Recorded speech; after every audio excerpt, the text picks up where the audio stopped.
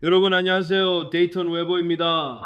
그는 많은 이들에게 영감을 주는 인물입니다. 사지절단 장애인이었지만 프로 코너 선수로 변신해 신체적 장애가 그를 온전히 살아가는데 방해가 되지 않게 했습니다. 킹 코너는 흰색 세단에 있습니다. 남성 한 명이 머리에 총상을 입었고 다른 남성은 빨간 셔츠를 입었습니다. 하지만 이제 그는 살인사건 용의자로 지목되고 있습니다. 보안관들이 말하길 그의 차 안에서 무슨 일이 있었기에 이 동기부여 강연자가 살인 용의자로 몰리게 된 걸까요? 러앤크라임에서 제시한 사건을 다루고 있습니다. 저는 크리스 스튜어트입니다.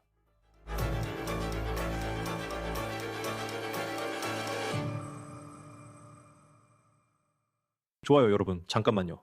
여러분께 정말 도움이 될 앱을 하나 소개해드리고 싶어요. 이름은 업사이드입니다. 이 앱은 주유, 식료품, 테이크아웃 같은 일상적인 구매에서 현금 환급을 받을 수 있게 해줍니다. 방법은 이렇습니다. 업사이드를 무료로 다운로드하고 10만 개가 넘는 제휴 매장 중 한 곳에서 혜택을 선택하세요. 이후 평소처럼 카드 결제 후 구매 인증하면 현금 환급을 받을 수 있습니다. 저도 업사이드를 사용해 봤는데요. 주유를 하거나 포장 음식을 주문할 때 앱에서 찾아보고 업사이드에서 혜택을 찾았습니다. 그리고 결제 후에는 앱에 캐시백이 적립되고 바로 제 은행 계좌로 이체할 수 있습니다. 업사이드에 자주 이용하는 사용자들은 연평균 254달러를 환급받고 있습니다. 그래서 캐시백을 받기 시작하려면 설명란에 링크를 클릭하거나 QR코드를 스캔하고 프로모션 코드 OTC를 사용해서 첫 주유 시 갤런당 25센트의 추가 보너스를 받으세요. 이 이야기는 눈을 의심하게 만드는 헤드라인이 있습니다. 사지를 모두 잃은 프로 코놀 선수인 사람이 차를 함께 타고 있던 친구를 총으로 쏴 WE를 받고 있습니다. 여러분 안녕하세요. 오늘은 제가 어떻게 제 석궁을 장전하는지 보여드리겠습니다. 이 사람은 데이턴 웨버입니다. 그는 27살이고 메릴랜드주 찰스 카운티 출신입니다. 이 지역은 워싱턴 DC 남쪽에 위치해 있습니다. 이 영상을 녹화하는 현재 데이턴은 버지니아에서 체포된 후 고향주로 이송되고 있습니다. 당국에 따르면 그는 SUV에 타고 있던 남성을 총으로 살해한 뒤 도로 옆에 시신을 유기하고 도주한 것으로 알려졌습니다. 2236번지에서 TD 관련으로 누가 총에 맞았습니다. 이제 보세요. 웨버가 3명의 승객과 함께 차를 운전하면서 했다고 보안관들이 주장하는 내용은 정말 충격적입니다. 범죄뿐 아니라 주 경계를 넘는 대대적 수색 등 이후 일들도 충격적입니다. 하지만 범죄에 대해 이야기하기 전에 우리는 데이턴 웨버가 누구인지, 그리고 그가 어떻게 많은 사람들에게 영감을 주는 인물이 되었는지에 대해 이야기해야 합니다. 적어도 보안관들이 말하는 토요일 밤의 사건이 있기 전까지는 말이죠. 여기서 여러분이 보고 있는 영상은 웨버가 코놀 대회에 참가하는 모습입니다. 그는 이 영상을 자신의 틱톡에 올렸습니다. 그러니까 웨버는 우리가 테일게이트 파티나 바비큐에서 자주 하는 그 스포츠, 즉 코놀의 프로 선수였습니다. 웨버는 자신을 앞으로 밀어내면서 주머니를 던져 코놀을 했습니다. 그는 팔도 없고 다리도 없지만 코놀을 정말 잘했습니다. 실제로 ESPN에 따르면 2020년에 웨버는 메릴랜드 최고의 코놀 선수로 선정되었습니다. 그것은 장애인뿐만 아니라 주 전체의 모든 선수들 중에서입니다. 그리고 ESPN은 실제로 2023년에 데이턴에 대한 6분짜리 특집을 방영했습니다. 그 이야기에 따르면 데이턴은 10개월 때 박테리아 감염으로 폐혈증에 걸려 거의 목숨을 잃을 뻔했다고 가족이 말합니다. 하지만 그의 생명을 구하기 위해 팔과 다리를 절단해야 했습니다.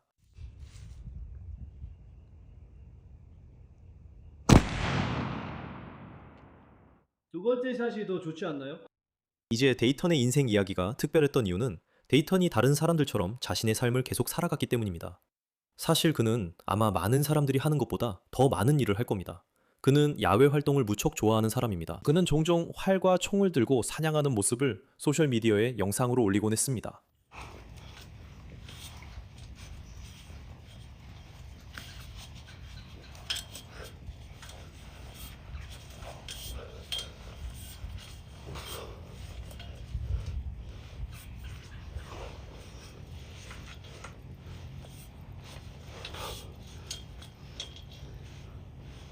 여기서 그는 총을 등에 맨 채 사냥을 하면서 나무 위 사냥용 스탠드에 오르고 있습니다.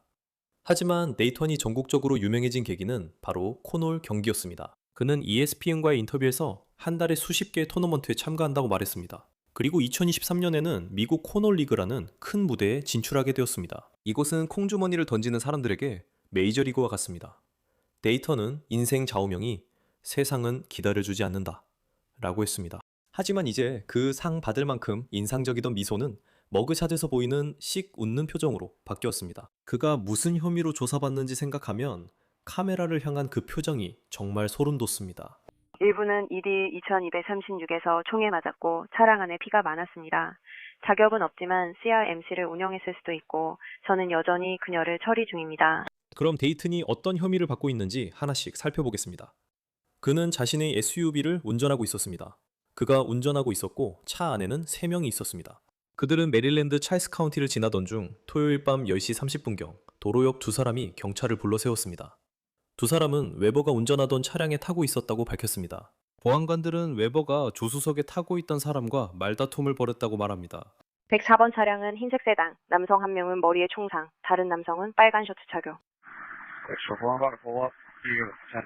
그래서 보안관들은 도로 옆 두 사람의 손짓에 멈춥니다. 그리고 이 두 사람은 웨버가 차량 안에서 했다고 주장하는 일, 즉 조수석에 타고 있던 사람과의 말다툼 끝에 그 사람을 총으로 쏜 무서운 이야기를 들려줍니다. 하지만 그 시점에서 문제는 보안관들이 웨버도 없었고 SUV도 없었고 시신도 없었다는 점이었습니다. 약 2시간 후 누군가 자신의 집 앞마당에 시신이 버려졌다고 911에 신고 전화를 했습니다. 그 집은 앞서 두 사람이 보안관들에게 손을 흔들었던 곳에서 차로 약 10분 거리에 있었습니다. 그 시신은 보안관들이 브레이더릭 마이클 웨스로 신원을 확인한 27세 남성이었습니다. 그는 이미 사망한 상태였습니다.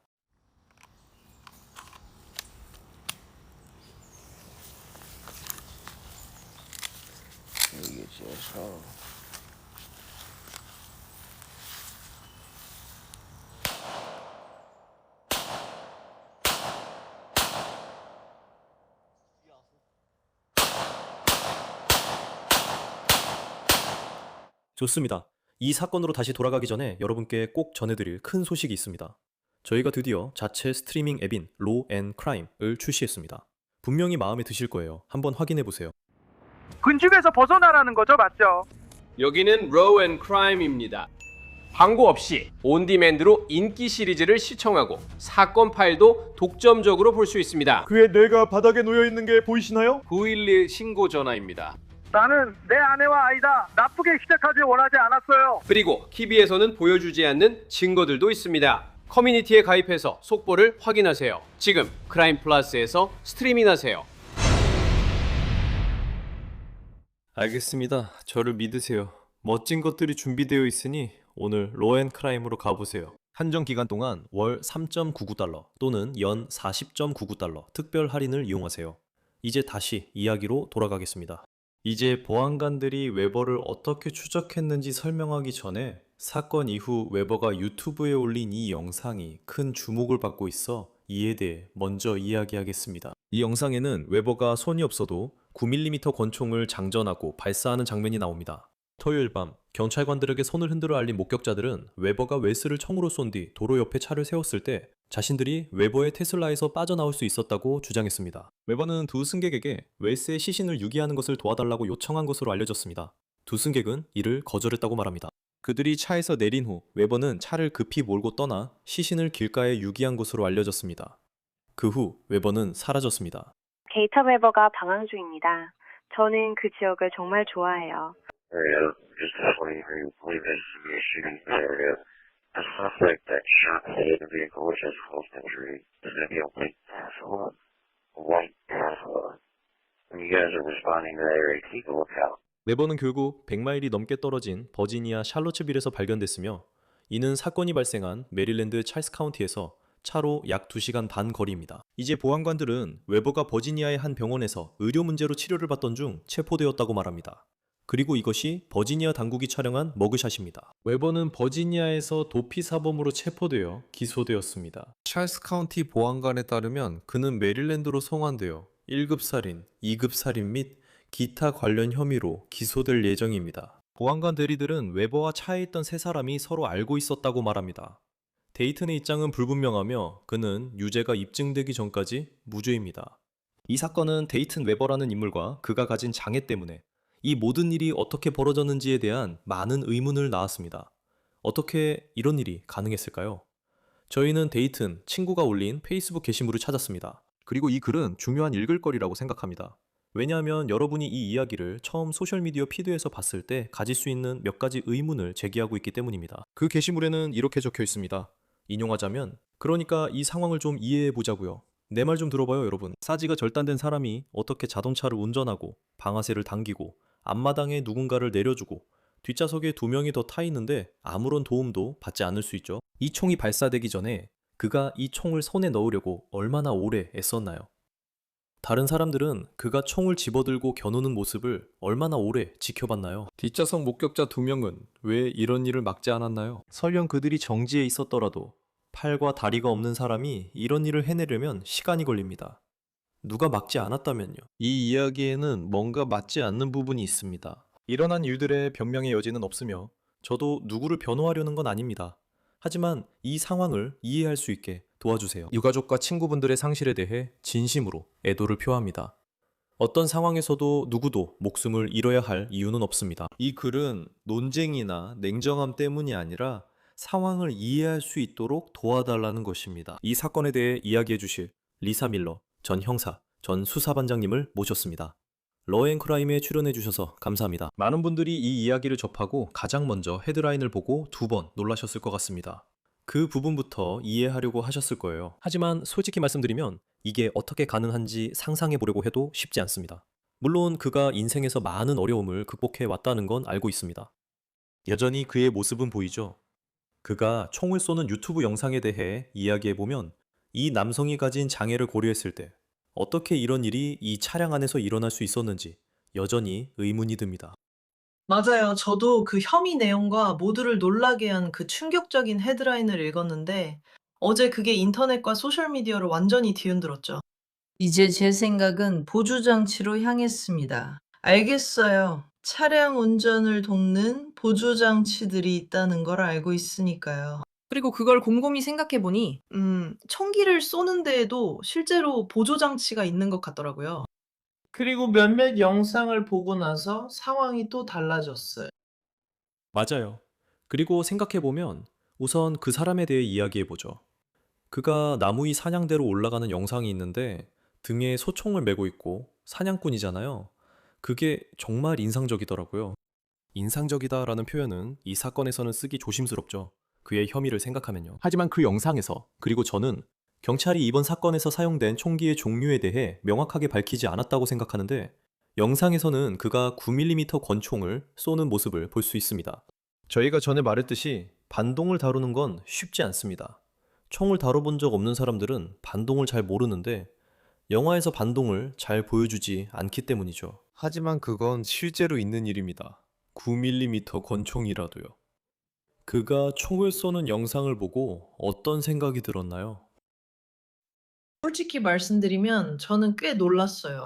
그러니까 그는 남아있는 팔을 사용해서 탄창을 장전하고 몸을 돌려서 총을 집어들어 겨누더라고요. 우리가 추정하기로는 그가 바라보고 있던 표적을 향해 총구를 겨누고 그리고 발사하더라고요. 아니요, 9mm 권총은 다른 총기들만큼 반동이 크지 않습니다.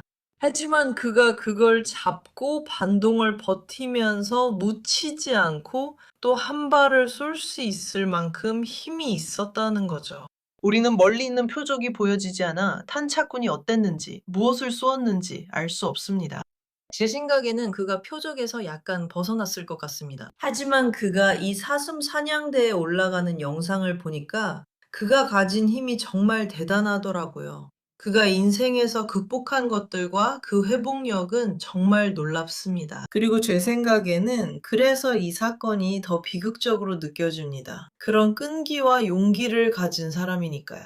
어릴 때부터 매일을 그렇게 살아간다는 건 우리가 흔히 이야기하지 않는 엄청난 용기가 필요하다고 생각합니다. 그가 가진 것처럼 큰 장애를 안고 하루하루를 살아가는 건 정말 대단한 용기가 필요하죠. 정말 놀라운 일입니다. 그리고 저에게는 그의 소셜미디어를 보면 정말 인상적인 미소를 가지고 있어요. ESPN에서도 그에 대한 대대적인 특집을 했죠. 머그샷을 보면 그는 약간 미소를 짓고 있어요. 그 의미는 사람마다 다르게 받아들일 수 있죠. 사실 앞으로 사건의 사실에 그걸 얼마나 적용할 수 있을지는 모르겠지만 그 순간은 정말 소름 끼치는 순간이었어요. 만약 당신이 이 사건을 맡아서 수사해야 하는 형사라면, 그리고 어떻게 된 건지 파악하려고 한다면 운전하는 사람이 팔과 다리가 없거나 적어도 주요 부분이 절단된 상태라면 차량 안에는 3명이 있었고 총성이 울린 뒤 조수석에 있던 사람이 사망했습니다. 그리고 사지절단 장애인인 그 사람도 시신을 유기하고 차를 몰고 떠난 혐의를 받고 있어요. 형사로서 이런 사건을 어디서부터 어떻게 시작해야 할지 막막하지 않나요? 저는 그 차 안에서 무슨 일이 있었는지 정말 알고 싶어요. 제가 알기로는 사망자는 조수석에 앉아 있었죠. 그들은 뒷좌석에 있던 2명의 승기를 태웠어요. 그건 제가 몇몇 지역 뉴스 보도를 통해 알게 된 사실입니다. 저는 그 2 뒷좌석 목격자들에게 무슨 일이 있었는지 정말 궁금해요. 혹시 싸움이 있었나요? 피고인과 사망자의 태도는 어땠나요? 그들이 차에 탔을 때 상황이 더 심각해졌나요? 알다시피 살인은 종종 분노와 화가 점점 커질 때 일어나곤 합니다. 그리고 이 2 사람 사이에 뭔가 깊은 문제가 있었던 건가요? 이게 그날 갑자기 생긴 일이었나요? 그리고 몇 가지 질문을 드리고 싶은데, 이분이 때때로 보조기구를 사용했다고 들었습니다. 그날 의족을 착용하고 있었나요? 휠체어를 사용했었나요? 그분이 의수를 사용한 적이 있나요? 당시 상황과 사용한 보조기구가 무엇인지 설명해 주실 수 있나요? 그리고 총이 어디에 있었는지, 어디에서 총을 꺼냈는지 좀 더 자세히 알고 싶습니다. 그때 어떤 행동이 있었고, 직후 어떤 말이 오갔는지도 알고 싶습니다. 그리고 그게 또 중요합니다. 유튜브 영상을 보면 그가 총 쏘는 법을 알고 있고 사냥꾼이자 소셜미디어를 통해 미국 수정헌법 제2조의 강력한 지지자임을 알 수 있습니다. 그러니까 그는 총을 다루는 방법을 잘 압니다. 하지만 사격장이나 통제된 환경에서 총을 다루는 것과 격렬한 언쟁 중에 총을 다루는 것은 완전히 다르죠.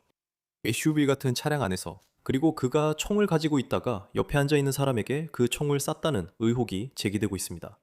그리고 나서 모든 일이 벌어지게 된 거죠. 당신이 그 사건 담당 형사라면 그 부분을 어떻게 수사하겠습니까? 좀 어려울 거예요. 왜냐하면 힘든 질문들을 해야 하니까요. 하지만 그게 이 일의 일부죠. 우리 훈련에서 법 집행관 훈련의 일부는 권총을 빼앗기지 않도록 하는 훈련이었어요. 가끔 누군가 우리를 공격해서 아주 가까운 거리에서 싸움을 벌이게 될 때 우리는 그 권총을 지키는데 아주 잘 훈련되어 있었어요. 권총이 홀스터에 있을 때는 어떻게 지키나요? 어떤 이유로 권총을 뽑았다면 싸움이 가까워졌을 때는 어떻게 권총을 지키나요? 그래서 그가 권총을 어디에 뒀는지, 무슨 일이 있었는지, 일이 갑작스러웠는지, 당신이 충격을 받았는지 등 어려운 질문을 해야 합니다. 이 일이 일어날 때 당신의 정신 상태는 어땠나요? 그리고 뒷좌석에 있던 2 사람이 그냥 너무 놀라서 자기 친구가 그럴 거라고는 전혀 생각하지 못했을 수도 있습니다. 보도에 따르면 차량에 있던 4명은 모두 서로 알고 있던 사이였다고 합니다. 이 점도 비극을 더합니다. 아마도 그들은 자기 친구, 이 프로 챔피언이 그런 일을 할 수 있을 거라고는 전혀 상상하지 못했을 겁니다. 우리는 얼마나 자주 내 이웃이 그런 일을 할 수 있을 거라고는 생각도 못했다. 내 친구가 그런 일을 할 수 있을 거라고는 상상도 못했다. 라는 말을 듣게 될까요? 그래서 저는 그들의 사고방식을 이해하고 싶어요. 그때 그들은 어떤 생각을 했을까요? 어쩌면 단순한 이유였고 그저 충격에 빠져 있었을지도 몰라요. 그러니까 생각해보세요. 그들은 방금 자기 친구가 다른 친구를 자기들 눈앞에서 살해하는 걸 본 거예요. 당연히 그 자리에는 충격이 있을 수밖에 없죠. 하지만 그 총성이 울리기 직전 몇 초 동안 그들은 무슨 생각을 하고 있었을까요? 저는 웨버를 떠올리는데 그는 결국 버지니아주 샬럿츠빌에서 체포됐어요. 이 모든 일이 벌어진 곳에서 남쪽으로 100마일 넘게 차로 약 2시간 반 떨어진 곳입니다. 그는 아직 공개되지 않은 어떤 이유로 병원에 있었지만 도망쳤어요. 알다시피 우리는 그의 입장은 모르지만 이 사람은 길을 걷거나 경찰서에 간 것은 아니에요. 그는 멀리 갔어요. 사건을 입증하려고 할 때 차에 3명이 있었고 1명이 죽었으며 나머지 2명이 그를 범인으로 지목해 상황을 파악하려는 거죠. 그가 도망쳤다는 사실이 물론 아직은 혐의일 뿐이지만 그게 이 이야기의 등장인물들을 바라보는 시각에 어떤 영향을 미칠까요? 그건 그의 심리 상태와 관련이 있죠. 도망치는 심리는 죄의식과 연결됩니다. 그래서 검사는 이미 이 사건을 보면서 나는 이 살인 사건에 대한 2명의 목격자가 있다고 생각하고 있죠. 이런 일이 얼마나 자주 일어나겠어요. 그렇게 자주 있는 일은 아니죠. 2명의 목격자가 이미 경찰을 불러 세우고 처음 진술까지 했습니다. 이야기를 들어보면 그들은 놀랬고 그 남자에게 아니오라고 했어요. 시신 옮기는 건 돕지 않았어요. 우리 모두를 충격에 빠뜨린 헤드라인이 있습니다. 하지만 이제 이 검사도 그가 권총을 포함한 무기를 쏘는 영상까지 가지고 있습니다. 그래서 검사는 그리고 그 영상도 가지고 있습니다. 그래서 검사는 좋은 일이다라고 생각하고 있습니다. 정말로 지금 제 관심사는 이 남자나 그의 변호인들이 사선이든 국선이든 어떤 변호 전략을 펼칠 것인가입니다. 왜냐하면 보도가 정확하다면 그는 지금 꽤 큰 부담을 안고 있기 때문입니다. 맞아요. 그리고 저는 이 사건의 소셜미디어 부분을 다시 생각하게 됩니다.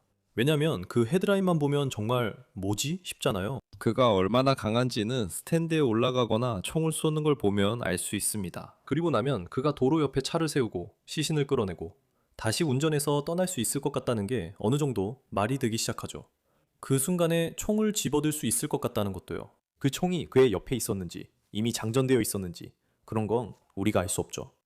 그리고 그는 그 사람을 쏠 수 있었다고 합니다. 하지만 동시에 보통 형사가 이런 상황에 대해 얼마나 경험이 있을까요?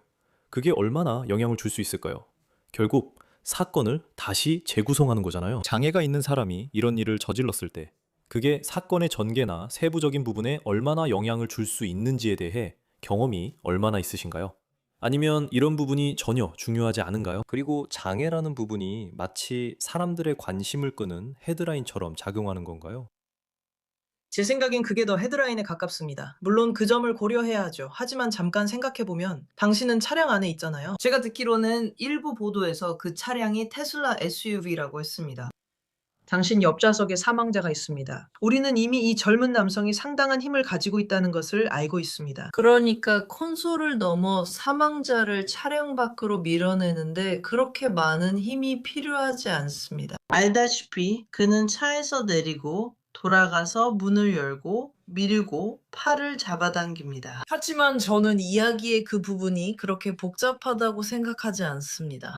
형사들이 가야 할 텐데 대부분의 형사들은 그런 사람과 함께 일해본 경험이 많지 않을 거라고 생각합니다. 이 젊은이처럼 이 정도로 장애가 있는 경우는 드물지만 그래도 결국 살인이고 인간의 행동이기 때문에 형사들은 그 점을 잘 알고 있습니다. 형사들이 차 안에서 무슨 일이 있었는지 알게 되면 근본적 문제인지 질투 때문인지 파악할 수 있을 겁니다. 그게 무엇이었든 간에 말이죠. 아니면 단순히 싸움 도중에 분노해서 이성을 잃고 방아쇠를 당긴 걸 수도 있습니다. 그리고 그게 바로 살인 사건을 다룰 때 기본적으로 보는 인간의 행동입니다. 네, 확실히 그렇죠. 저도 두 목격자에 대해 생각해 봤어요. 그들 입장에선 정말 무서웠겠죠? 또 서로 아는 사이거나 친구일 수도 있겠네요. 그들의 관계에 대해 구체적으로 몰라요. 하지만 그들이 진실을 말하는지 어떻게 확신할 수 있을까요? 두 사람만 이 일을 목격했다고 합니다. 우리가 알기론 유일한 증인입니다. 구글맵으로 검색해봐도 이곳은 사건을 포착할 수 있는 CCTV가 있을 만한 곳은 아닌 것 같아요. 결국 그들의 말과 그의 말이 맞서는 상황이 될 겁니다. 그러니까 그들이 진실을 말하고 있다는 걸 어떻게 확신할 수 있죠? 글쎄요, 다시 말하지만 이 두 사람은 무섭고 끔찍한 일을 목격했지만 어려운 질문을 하는 것이 형사의 역할입니다. 이제 저는 이 사건의 피의자에 체포될 때 어떤 초기 진술을 했는지는 잘 모릅니다. 하지만 만약 그가 진술을 했다면 그리고 그 진술이 두 증인의 이익에 반하는 것이었다면 분명히 당신은 다시 돌아가서 그들에게 이야기하고 그 상반된 진술을 들이밀며 대면하게 될 것입니다. 하지만 당신은 그들을 데려와 무슨 일이 있었는지 알아보려 할 것입니다. 그리고 나서 당신은 그 친구들 사이를 돌아다니면서 다른 사람들, 즉 배우자나 연인들, 가족 구성원들, 다른 친구들과 이야기를 나누기 시작할 것입니다. 그리고 단지 사망자와 용의자뿐만 아니라 이 차에 타고 있던 네 사람 모두의 관계가 어땠는지 알아내야 합니다. 그리고 심지어 그들에게 어떤 종류의 진실 검증 테스트를 실시해서 통과하는지 확인할 수도 있습니다. 저는 그 관할 구역에서 그런 절차를 사용하는지 잘 모르겠습니다. 하지만 확실히 확인하고 이 사람들의 혐의를 벗기기 위해 그런 가능성도 있습니다. 네, 왜냐면 이건 아시다시피 그냥 이런 이야기니까요. 현재 이 녹음 시점에 웨버는 버지니아에서 메릴랜드로 성한 예정이며 그곳에서 중대한 혐의에 직면할 것입니다. 저도 주마다 기소 방식이 조금씩 다르다는 건 알고 있지만 웨버는 1급 살인과 2급 살인 혐의로 기소될 것 같습니다. 콜로라도에 계신 건 알지만 한 사람을 살해한 혐의를 받는 사건에서 1급과 2급 살인이 동시에 적용될 수 있는 이유가 무엇인가요? 제가 읽어본 바로는 1급 살인은 사전에 계획된 범행이 있었다는 점을 입증하려는 것 같습니다. 먼저 그 부분을 다뤄보죠. 많은 분들이 사전 계획을 복잡하게 세워야 한다고 생각합니다. 콜로라도에선 사전 계획이 오랜 시간이 아니어도 몇 초 만에 인정될 수 있습니다. 이 사람이 차 안에서 총을 어디에 뒀든 그 총을 집어들기로 결정한 그 순간만으로도 충분합니다.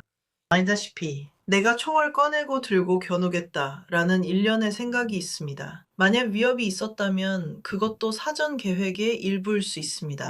하지만 이 급살인은 더 낮은 죄목으로 포함될 수 있습니다. 콜로라도에서는 이렇게 처리합니다. 그래서 사전 계획은 법정에서 그렇게 입증하기 어렵지 않습니다. 하지만 만약 이 범죄가 단순히 격해진 말다툼에서 비롯된 것이라면 이야기가 달라집니다. 그냥 아시다시피 차를 타고 가면서 점점 더 격해진 거죠. 그런 감정적인 부분이 종종 우리가 이 급살인 혐의에서 보는 것과 관련이 있습니다.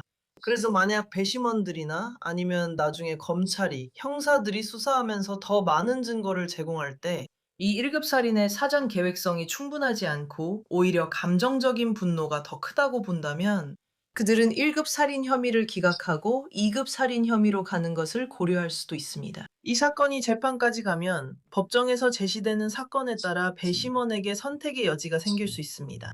네, 그리고 앞으로 어떤 일이 일어날지 지켜보겠습니다. 보안관들의 말에 따르면 이 모든 일은 차 안의 격한 언쟁에서 비롯된 것으로 보이며 왜 그렇게까지 격화됐는지가 문제입니다. 리사 밀러, 은퇴한 형사이자 전 수석 조사관입니다. 로우 앤드 크라임에 함께해 주셔서 늘 반갑습니다. 함께해 주셔서 감사합니다. 고마워요, 크리스. 로우 앤드 크라임의 언더 케이스는 여기까지입니다. 유튜브와 스파티파이에서 구독해 주세요. 피카에서도 스트리밍 중입니다. 저는 크리스 스튜어트입니다. 다음에 뵙겠습니다.